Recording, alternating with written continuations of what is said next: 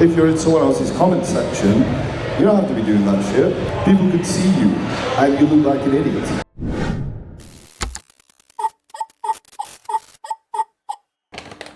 Do you reckon we're going to be late? I bloody hope not. You know what? I feel like the majority of this week was spent getting over the come down. I feel like I might be coming down with something. Maybe. I'm not sure. I think I'm in like the early signs of an illness where it could be like a little bit of something, or it could be my near-death experience. I hope it's nothing. I mean, it's a good job we're going to an expo today. So we're being productive this morning, being busy bees, and we're getting ready for the FITXPO. That's the second one this year. I've been to 2 FITXPOs after today in the space of months. Not only that, I'm gonna have a chat to the people on the educational panel with other really cool guests. It's gonna be exciting. Gonna have a chat about drugs, PEDs, weight loss drugs, and also the art of bodybuilding. Because this one's at the NEC, I think this is a bigger expo than the last one. So even more faces to say hello to. But I'm excited for the talks, different topics, different people to chat with. And if you know me, you know I love a good chat. I like talking. Talking's a good time. Talking is probably what is going to make me very late today, to the point where I don't actually get the opportunity to talk because I've been talking. That would be ironic. The fact that I like talking is not surprising, but the fact that people want to listen, that does shock me. But anyway, gang, I'm going to carry on getting ready. So, here's the thing, right? In the 80s, the 70s, we had Arnold, we had Rocky in movies, you know, big motherfuckers for action stars. And now we have Robert Pattinson, right?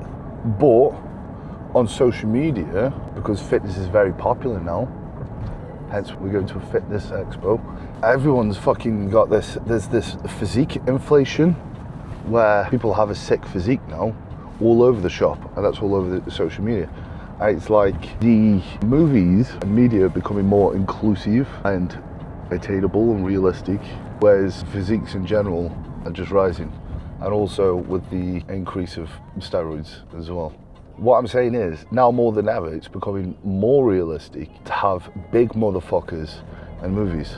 Now, if I wanted to see a big roided up person, and I can't see a big roided up person, and I can't relate, then that is excluding me as a steroid abuser who lives obsessively for his physique. So that's a bit of a flip-flop, really. We've got the fucking entertainment industry bringing down physiques, and then we've got the actual population of Western society inflating their standard of physiques. Do you feel like outraged? No. I'm not as passionate about it as you. No, I don't think so either. I just watch too much TV. Everyone needs to be massive. I like seeing massiveness. Me too, clearly.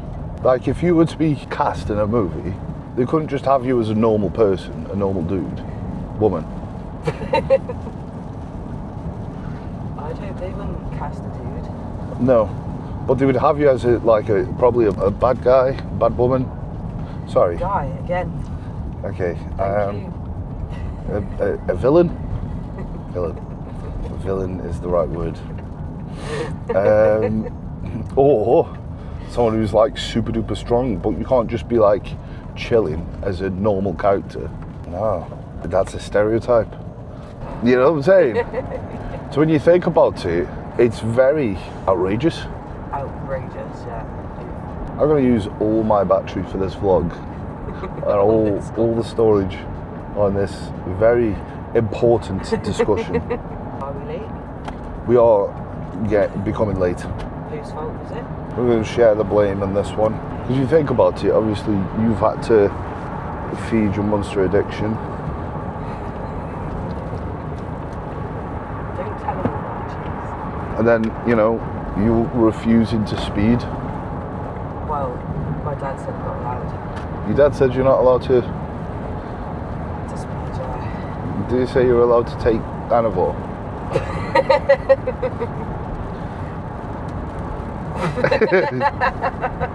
I don't know what to say to that. Next question. This is my case, and I'm resting it. I'm resting my case.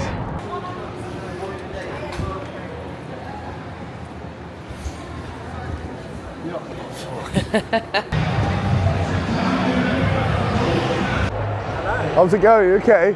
I'll come to sit next to you, you big... You can sit further away from any camera so that I'm out angling you. I'll just sit like this. You know, people will use them for genuine reasons, and that's a personal choice, PEDs or GLP-1s, but then people will use them for reasons that might be more aesthetic driven, that other people wouldn't agree with. But where do we draw that line when it comes to cosmetic procedures, Botox, filler?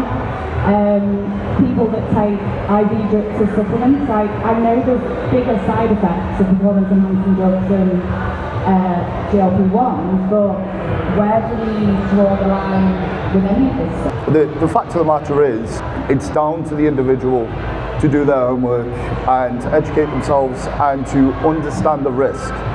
I think both GLPs and PEDs are heavily used by people who are wanting shortcuts. Is that applicable to everyone? No. But a lot of people will look at it and go, this is going to give me results fast, I'm going to use it, and that's their extent of thinking it. Now, with myself, I coach a bunch of people. If people are going to inquire about the use of these things, I'm going to sit down and tell them everything that is a risk so they can make an informed decision. I'm never going to pressure these people. I'm not even going to suggest these things. That's going to come from them. My incentive behind using PEDs was because I spent 7 years competing naturally. I trained longer naturally than I've been assisted, but my incentive was to become an IFBB pro and take it to that next level. And I wanted to, before that, I scared the shit out of myself by looking at everything that could go wrong. And I sat on that decision and made sure that I could stick to the process so I could get, so it's an actual passion of mine. I'm not making this impulsive decision. I find that's where the problem comes from, is the impulsivity and the lack of education around it. The individual can't use lack of education as a reason for making a bad choice, because there's so much education out there. You can literally go on ChatGPT and go, hey, tell me everything that's wrong with this and tell me the pros and cons. Yeah. If there is a drug out there that can reduce sleep noise, which is the big thing that GLP-1s do, then why should they be judged for that? Bodybuilders use GLP-1s. Yep, for sure. So it'd be interesting to hear what you think about that. So just to clarify, I was saying a lot of people's incentive is to use it as a shortcut. Not necessarily that it is a shortcut, especially, well, it shouldn't be used as a shortcut. That's my belief on it. You should actually use it for the right reasons. What I'm saying is it making the process easier? Is that a good enough reason to potentially, because along the way they might find out that maybe it's the result being on stage. It's a very fleeting moment. That's why I wanted to ask you, like, you're on stage once, you know, go For sure. I think the issue is conveniency is becoming more prominent.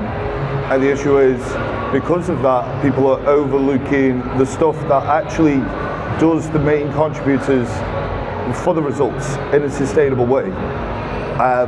Regardless of where we go to, I would like to believe that the magic you're looking for is in the work that you're avoiding. You know, it's in the boring stuff. It's a quote that I love because it's true. Regardless of PEDs, GLPs, or whatever drugs are there to assist, the main contributor of the results is going to be in the work that most people don't want to do. And that's being overlooked more and more because there's going to be more conveniency to get from A to B and mask the work that is put in. You obviously have an athlete's mindset, right? Like, you want to achieve something, you are going to do all the research, you're going to do whatever it takes, and that, I do think that's what it takes to be an athlete. And some athletes would say that performance enhancing drugs support people who don't have the genetic potential to get to where they want to be. But when we look at obesity, there's 400 different genes that can increase the risk of somebody being obese. So that means that it isn't all about mindset, discipline, willpower. For some people, we are all sat here in socially acceptable bodies. It's very easy for us, even myself, who has a very deep understanding of how complex obesity is, it's easy for us to sit here and say, It's about the habits, the behaviours, the long term, and it is. And we live that day to day and we have for a very long time. But for some people, high levels of food noise, food preoccupation, food guilt, anxiety, stress around food, we have no idea what that feels like, and that can be where GLP-1s do benefit some people. I do agree, and you know, there's a genetic element with how high someone's appetite is, the pleasure they take from food, and that's all going to add to it. But that doesn't take away with more conveniency with having these things prevalent. People can be susceptible. Because what you said is very legit. You know, I 100% agree that is the case, and I agree with the use in that regards.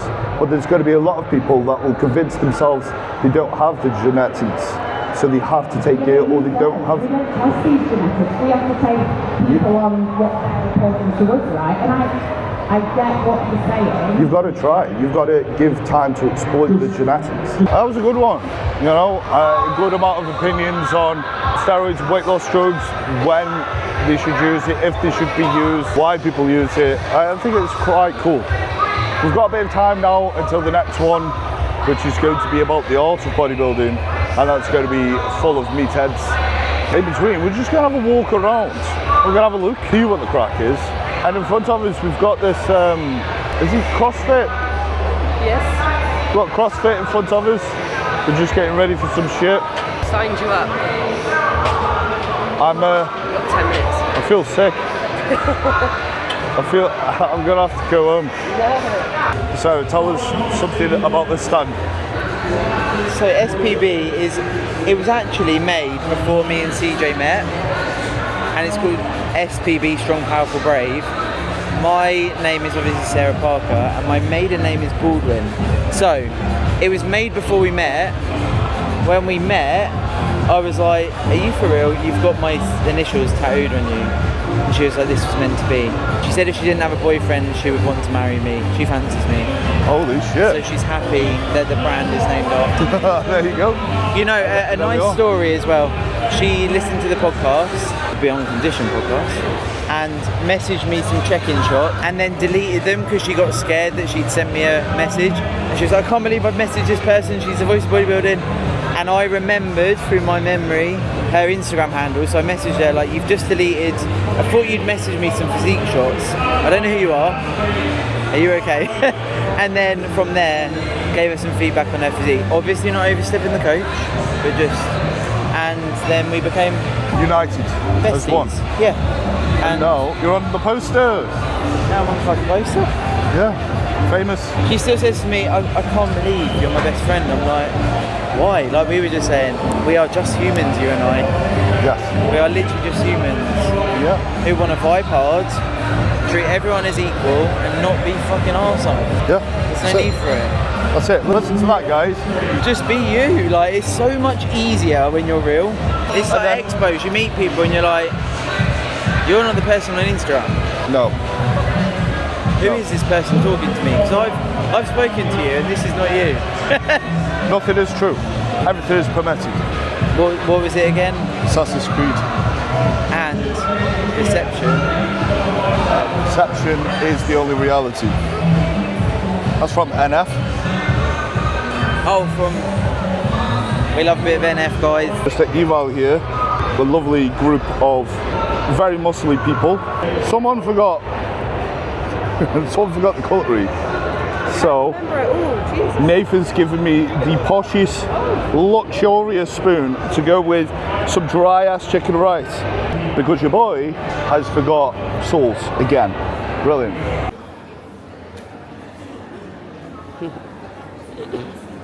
We'll see if you keep killing people. Not in like actual killing. I'll be looking out for you and if your qualification. This motherfucker, bro. I did a lot. Yeah, man, his story, I'm like, fucking boy. You know what it's like, man. When you find something, you live for it. So that guy's just almost killed someone, and is very friendly. Probably wasn't friendly like half an hour ago. He used to compete, and he's crossed over to fighting now. He's kicking ass, taking names, and I'm still running around in my pants. You know, this is what I do. I'm a pants running around over. But it's always cool to see that, because you can tell this guy's an athlete. He doesn't do bodybuilding anymore. Well, fuck it, you can put that shit into other processes. Couldn't even be outside of sport. You can tell. You can tell when someone's got it. Yeah, this is why I love these expos. I haven't seen them in years. Anyway, we're going to go back to the expo. But first, let's urinate. I'm not going to film that.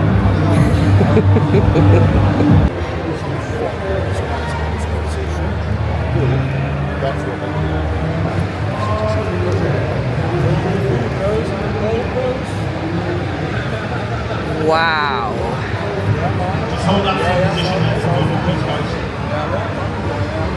So I'm definitely getting something out of this counter. But the question is, what am I going to pick? Action slow-mo. Cherry Bakewell, fuck.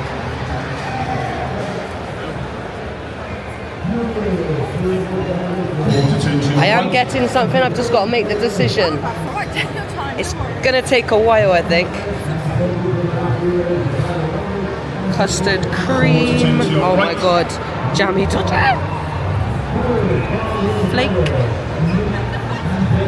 I think we're gonna have to go and collect Jack and see if he wants one.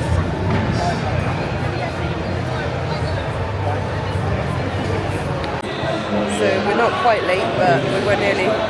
Yeah, almost. Oh, I was talking so much shit. I almost missed the fucking talking because I was talking. That's how good I am at talking. That's why I get invited to these things. I'm a professional shit talker. I'm doing it now. Anyway, we're just about to talk. We're just waiting for the other talk to finish talking, and then we're going to start talking about how we look and why we're beautiful. I think it'll be an interesting one. So my motivations for bodybuilding has definitely changed over time. It was definitely the basic fundamentals. I went, it felt good, I continued to go. I liked to see numbers go up. Maybe it gave me definitely more confidence because I started as weak as anything. When I started the gym, I was very, very skinny and I didn't have much self-worth. And I think you can be definitely fueled by a negative incentive, whether that's to prove people wrong, and that's definitely been an incentive for myself. A bit of, right, I want to do this because I want to prove myself to other people. But over the time, I found a place of a contentment within myself where I didn't need to prove so much. I stopped associating a certain place in with my sense of self-worth or a certain size, and then I realized that, oh, right, okay, well, if it's not that, then why am I still doing it? And then I realized, you know, and it took a good few seasons, that I'm not doing this process necessarily for an end goal. A lot of people say, why do you compete for a trophy, for a plastic trophy? And, you know, these guys up here, I'm going to be making a strong assumption they're not doing it for the plastic trophy. For myself, I don't bleed for the goal. I bleed for the sake of bleeding. I love the process. So I love the taste of my own blood. And that's where I've gotten to within this process is I love the structure of stacking progress each and every day and being able to move forwards within something. And it's crazy because you can lose that identity as to why you've come into this sport or any particular process and you embark on another process. Or you can redefine why you're doing the process to yourself, and then that will keep you living within the process in itself. And there is art in everything that you do with bodybuilding because it's a balancing act. There is the art of how you change your physique, of course, where you add the muscle, how you pose your physique to what your strengths are, hiding the weaknesses, how you structure your routine, how you train, your style. There is so much individualism that you can pour into it, and this is why the process within itself, just creating the art, will just keep you satiated for a purpose to actually be in it. And it's that I find yields the best athletes in this game. Because this is a long game, this is a long sport. Anyone will tell you, if you want to do something, if you want to turn pro, you probably look at it a good 10 years. If you want to get to a place where you can even compete, as Brandon said, you know, it took a good few years. So the best way to actually stay in and have the passion is to actually evolve within this sport and to have passion throughout the process of what you do every single day. Really like a clickbait YouTube video. Yeah, you have to start saying some controversial shit. Yeah. Tell everyone else they're not proper bodybuilders. You can remember bodybuilding helping you get through a setback. My first season, I'm prepping as a teenager, and a couple of weeks before my show, my granddad, a father figure to me, suddenly, out of nowhere, passed away, and I saw that. A couple of weeks later, I'm still going, I compete, I get a second, I still go, and then I eventually win, and end up going to the Worlds in LA, and that taught me to keep going. I keep that in mind, and I attempt to compete again. I end up homeless, and I end up, you know, surfing, eating out of food parcels. But then I was like, okay, I'm going to make prep work. I get there, and this is a process of 2 years to return to the stage. And I keep promising myself I'm going to win. I get second. Shit, okay, keep going. I go again. And then during that time, some other shit happens. And then I compete again, second. I compete again, second. Okay, keep going. And then I have a year where I'm like, okay, I'm going to do this myself, and this was the hardest year for a lot of reasons, a bunch of setbacks. But then it finally came together. I got my dream goal of getting an IFBB Pro card, and that was symbolic in the sense that I said to myself, it does not matter if I fail, because I'll get back up. I said that before they announced it, the who's won. It doesn't matter if I lose this, I will get back up. At that point, when I allowed myself to be in the headspace of, I am going to fail until I succeed, and I will keep going. And it does not matter what happens in between, I will find a way to get to the end goal. I will just keep getting up, get knocked down as many times as it takes. That's when I got the stuff, and it's poetic. That's when life rewarded me. And the point of this is, you know, as these guys have said, bodybuilding is a conduit that will lead you with a purpose that has a lovely crossover in your life, and it teaches you the process of stubbornness towards something and not allowing excuses to come in. Oh, you know, this has happened, so I'm going to stop. This has happened, it's going to stop. No, you find a way through and around it. And bodybuilding, like I say, is a very powerful conduit to teach that lesson. And it's like Rob says, just keep moving, find a way. And I promise you, you multiply your chances for success with any endeavor if you have that mindset. It does not matter what happens, find a way through it. Going back to it, what do you want to see going in today's industry? One of the big things that I'm not liking is the absolutist mindset. Everyone's like, you've got to do bodybuilding like this, you've got to do bodybuilding like this. They're trying to, yeah, it's not optimal. They're trying to outthink, so that the practical side of things, they want to just make sure there's no room for error, so there's no risk of failure. And that's not how it works. And there is no absolutes. There isn't. You think like that, you're a Sith. Only Sith deals in absolutes. There's so many people telling other people what to do, especially when they're lacking experience. You've got kids telling people on TikTok who are professional bodybuilders or have been trained 10 years how to train with absolutes. You're like, nope, you don't do that because the textbooks has said it like this. And these studies say this. That's bollocks. You want to get rid of that shit, right? Because how have they got 50 pounds more muscle than you? Well, because they've tried some shit out. They've done some stuff, they've found what works for them, and they've been passionate long enough to actually bring that into fruition. You mentioned that when people that are young, they share information but they haven't done the work yet, so they don't have the right to say how to get this thing. And, you know, I remember being like 18 years old trying to tell someone how to eat on YouTube, and I had no right to do that. I hadn't achieved anything. But I feel like you have to say something if you want to be heard. So you just have to talk. But if you're in someone else's comment section, you don't have to be doing that shit. I agree. Because people could see you and you look like an idiot. You know, if you're telling someone with 80 pounds more muscle that what they're doing is not working, and you know how to actually, it's how you approach things, how you put information. Again, if you're applying this absolutist where you go, I like to do it like this, a bit like this absolute, it's like, this is my way of doing shit, I like doing it, give it a go, it's worked for me, rather than go, it's my way or the highway. And again, especially if you've got no results to back it up, you look like a bit of a pleb, you know, and it's hard to trust someone in that position. Do you know what? I quite like this brand. It's not too bad, is it? This. Look at that, man. That's sick. I think they've got like a... What are you trying to win for? What are you trying to win for? He's got a pretty face. It's me you should be fucking talking to.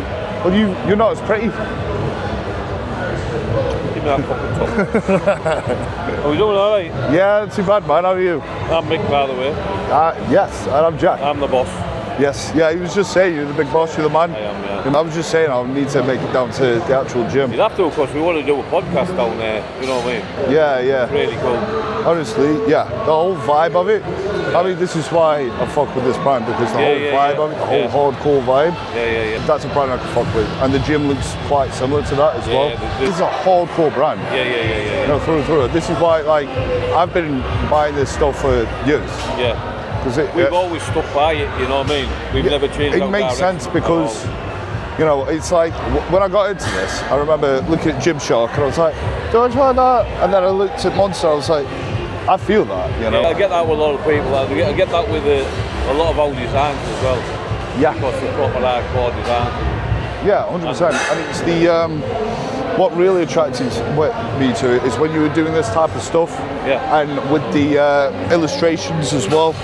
Like this. Yeah. Awesome shit. And when you did that superhero, it's a reimagining of it. I like that. Yeah. No other brand's doing that type of shit. So it's the cookie reveal. Jack does not know what kind of cookie he has. We wear matching jumpers because we were gifted them by Monster today. We were. And this is a vibe, you know. Look at this, it's very cute. They had so much, they gave us so much. Have you got a code? Yes, Richardson 10. If you use that, great things will happen to you. Like getting a discount and getting clothes with it as well. So this is mine. It's been smushed in the bag a little bit, right? Imagine there's a cookie hanging out his mouth. No way. This is mine.